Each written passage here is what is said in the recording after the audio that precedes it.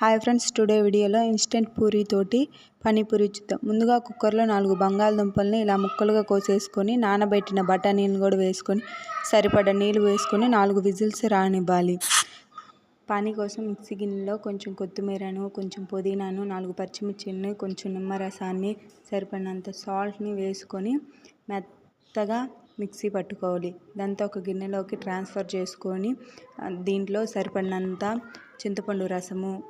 చింతపండు రసాన్ని, పులుపు తగ్గట్టు చింతపండు రసాన్ని, కొంచెం కారం, కొంచెం చాట్ మసాలా వేసుకొని బాగా మిక్స్ చేసుకోవాలి. అది మొత్తం నార్మల్గా పోయిన తర్వాత బంగాళదుంపను స్మాష్ చేసి ఉడికించిన బఠానీని వేసుకొని కొంచెం కొత్తిమీర తరుగుని, సరిపడినంత సాల్ట్ని, కొంచెం కారాన్ని, కొంచెం ధనియాల పొడిని, కొంచెం సరిపడినంత చాట్ మసాలాని వేసుకొని బాగా మొత్తం కలిసేలా కలుపుకోవాలి.